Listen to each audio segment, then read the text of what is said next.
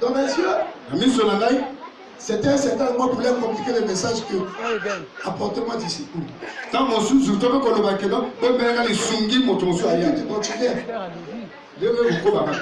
J'ai posé ma main là où j'avais mal. J'ai dit Seigneur, sauve-moi. Pardon de ces jours, j'ai retenu la leçon.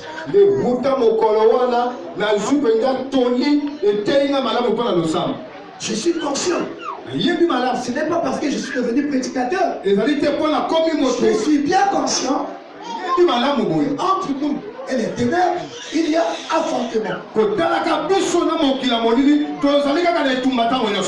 Ça nécessite l'esprit de prier. Amen. Amen. Dans la moindre montée, dans l'équipe de Bosso, dans l'équipe versée, à préparer ma terre et une Bosso, l'équipe de Boutou. D'abord, il faut le dire, l'équipe ici, il y a encore un Boutou. Alléluia, Amen.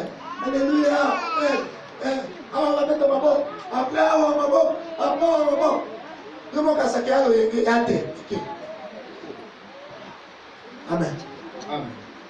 Ce n'est pas de la mesure. J'ai une phrase et je répète souvent dans les prières. Je dis, Seigneur, nul homme n'a entré en ta présence.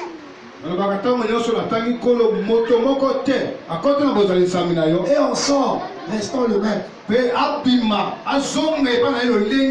Tous ceux qui t'ont rencontré ont vu le cours de leur histoire changer. D'autres même des noms être changés. Et je me mets à citer. Abraham t'a rencontré.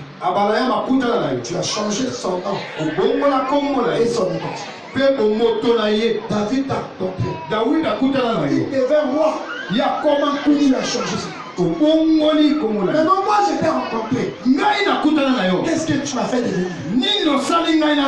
C'est ça.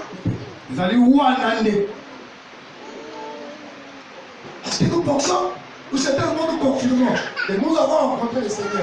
Mais qu'est-ce que nous sommes devenus?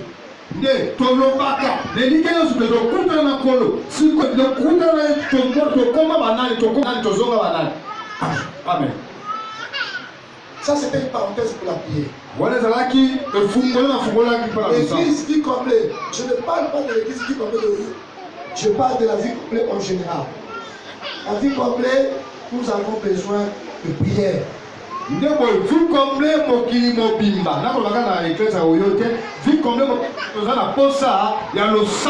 C'est ce qu'il y a des gens qui voient les signes mais qui les négligent.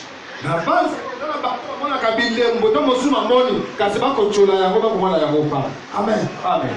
Mais nous faisons attention aussi que nous voyons. Nous sommes en train de voir des événements.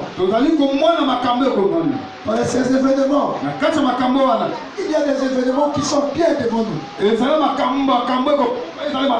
des événements qui ne sont pas bien.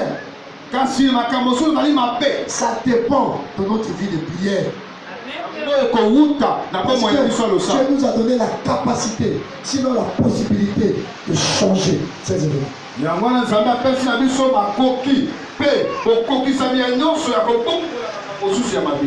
J'étais malade, j'ai été intervenu. Pendant l'intervention, j'ai vu des choses. M'a ramené dans la salle. On a même une nuit. Là où je me trouvais. C'était la clinique à Moungali. Maison à étage. Dans le sommeil, j'ai vu quelqu'un venir me réveiller. Il me dit, suis-moi. Il me fait passer dans la rivière d'à côté. Il me demande de compter. De la première parcelle à la 6e parcelle. Je me mettais à compter. Une, deux, trois. Nous sommes arrivés à la 6e parcelle.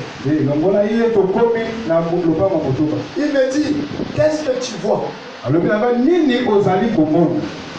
Pour dire la vérité, je ne voyais rien. Je lui ai répondu, je ne vois rien. Il reprit la parole pour dire, regarde bien. Quand j'ai écouté, regarde bien, cette fois-ci j'ai regardé avec attention. J'ai vu une jeune fille et un monsieur. Mais c'est que tu lui fallait. Qu'est-ce que tu as vu? Je lui ai répondu, j'ai vu une fille et j'ai vu un monsieur. Monsieur est déjà âgé. Tu les as vus? Oui. Maintenant, qu'est-ce qui s'est passé? La fille, comme il montrait, c'est une fille chrétienne. Tous les jours, elle visite l'église. Voilà. Elle passe ses nuits péniblement parce qu'elle vit justement d'un mari de nuit qui est son propre père.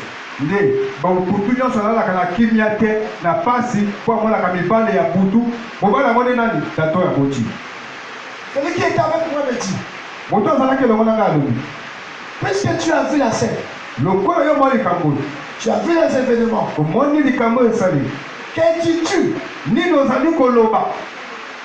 Je l'ai regardé.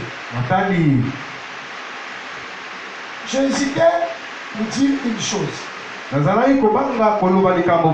Mais je l'ai dit dans mon cœur. Moi-même, je suis malade. On m'a intervenu parce que j'ai mal.